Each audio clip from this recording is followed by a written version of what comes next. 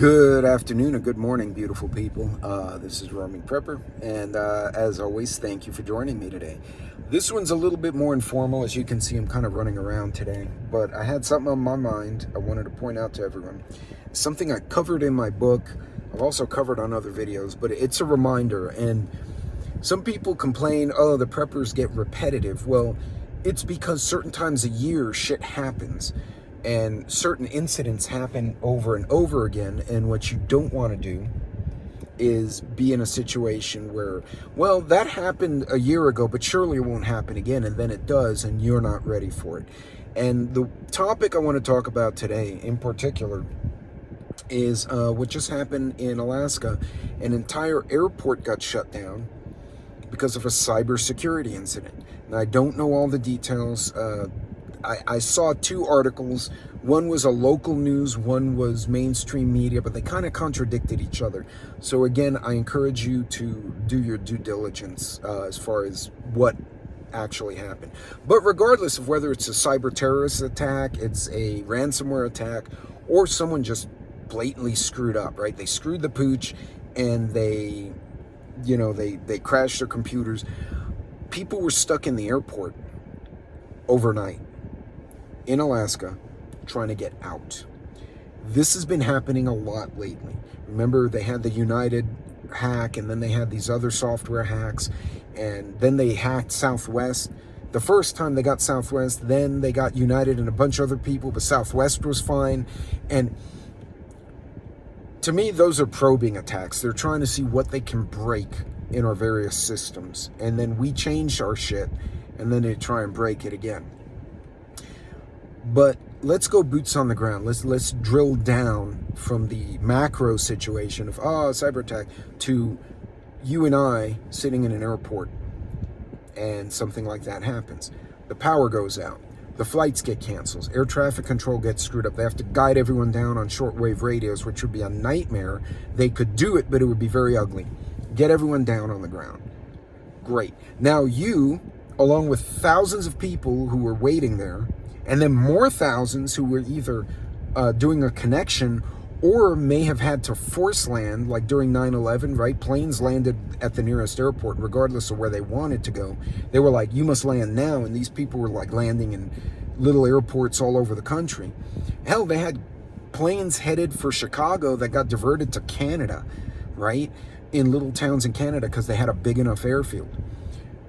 So from two perspectives. One, if you're the person stuck in the airport, do you have what you need for 24 hours, 48 hours? It actually happened recently to a friend because of a glitch in a computer.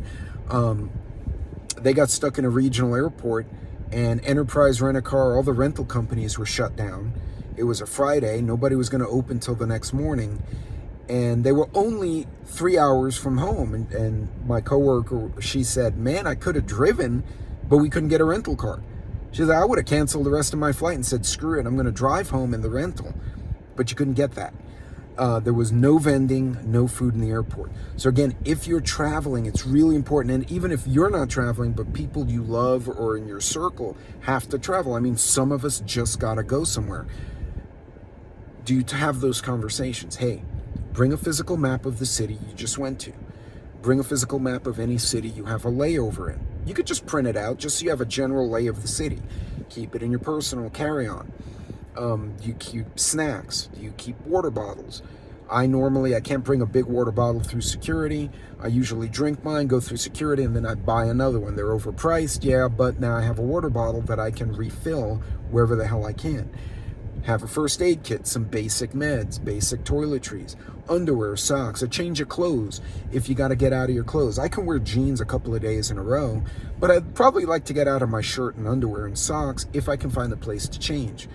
Also, if you're sick, if you have children, I mean, there's so many factors you need to consider. You don't want to get caught in the airport and have no way to get out and go to a hotel, get out and resupply, and you just stuck there for a day or two.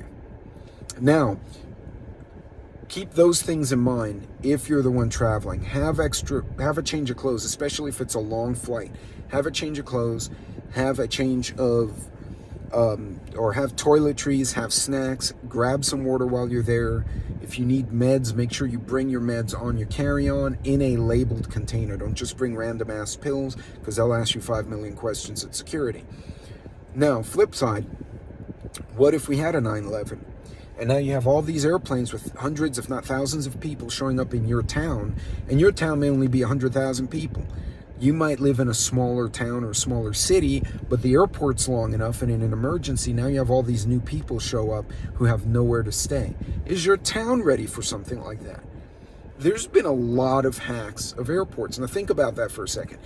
Let's say I live in a city, between my city and the one that's nearby, probably 250,000 people. We have a regional airport that also is used by the military, so I know it's plenty long enough. What if there was an emergency and they had to land troops here, like troop transports, or they land a bunch of 747s that had no business landing here, but they were forced down for an emergency, and now we have thousands of extra people stuck in the local area?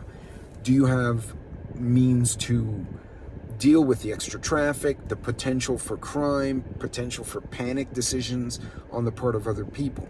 Remember, it's never, my dad once told me when I was a kid, it's never your friends I worry about, Pete, it's your friends' friends that I'm worried about. And because we don't really know them. And it's the same thing. The people who meant to come into my city, they probably had business there, but what about the other folks who were like doing a connection? Who are they? Where were they going? What's their story? Be mindful. You could wind up on either side of that coin, either being in an area where a bunch of planes were forced to land, now you have thousands of extra people, or being one of the people who had no destination. Understand how far each layover stop is to home or to a friend or family member. My company has facilities all over the US, so I'm fortunate if, say, for instance, I'm flying from West Texas and I'm going to Dallas, then, I don't know, Pittsburgh.